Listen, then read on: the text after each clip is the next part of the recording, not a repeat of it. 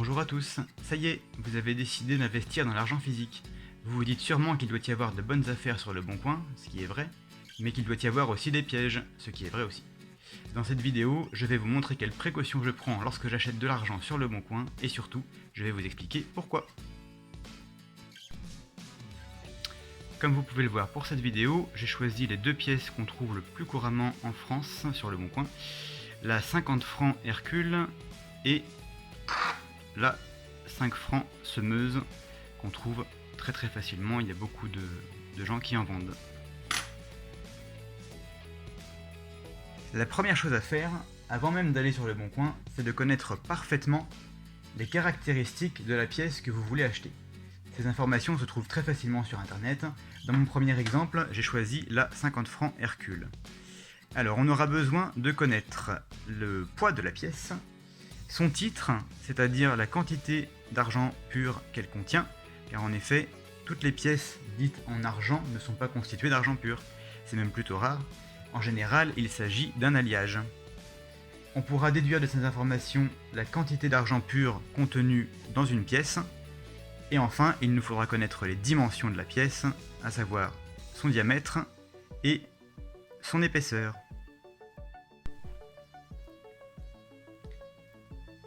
Maintenant, nous pouvons déterminer la valeur approximative de cette pièce. Il est important d'avoir une idée de la valeur réelle avant de se lancer. On trouve vraiment tout sur internet. Regardez ces deux annonces que j'ai trouvées le même jour. Une pièce est vendue 30 € et une autre, identique de la même année, et là on en demande 100 €. Et c'est parti pour le calcul. La 50 francs Hercule contient 27 grammes d'argent pur, et au moment où je tourne cette vidéo, le cours spot est à environ 75 centimes le gramme.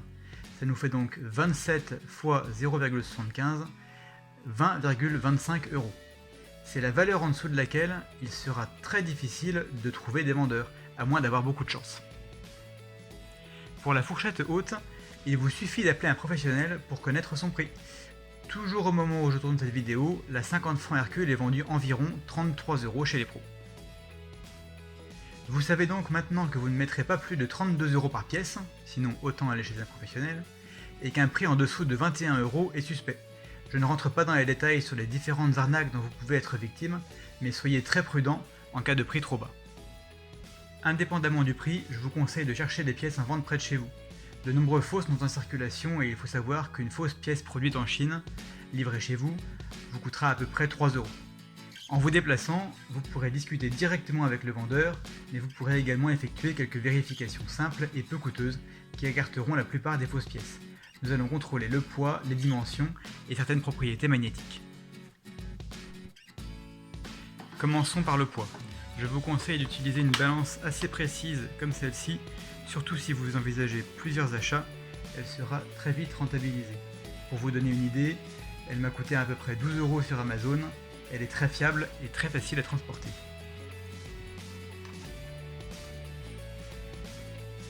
Voilà.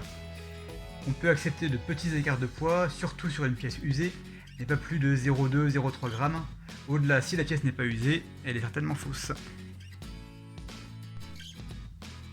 Deuxième vérification, les dimensions. Vous avez certainement dans votre garage un pied à coulisse, servez-vous-en pour mesurer la pièce que vous avez devant vous. On va commencer par le diamètre.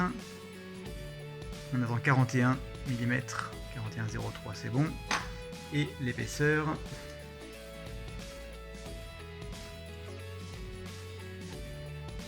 « 2,66 pour 2,7, c'est bon aussi. Si vous n'avez pas de pied à coulisse, eh bien je vous conseille d'acheter une autre pièce auprès d'un professionnel et de vous en servir pour comparer. Avec vos doigts, vous sentirez des très faibles écarts de diamètre ou d'épaisseur.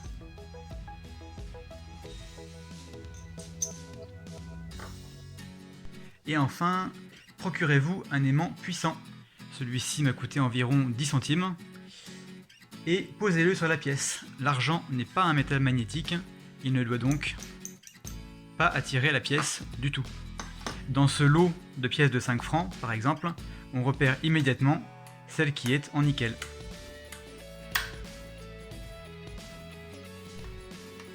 Autre test amusant, Faites glisser l'aimant sur la pièce.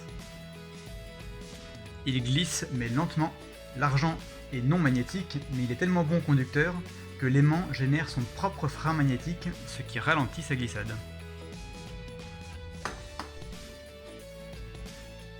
Et voilà, vous savez maintenant comment acheter de l'argent sur le bon coin.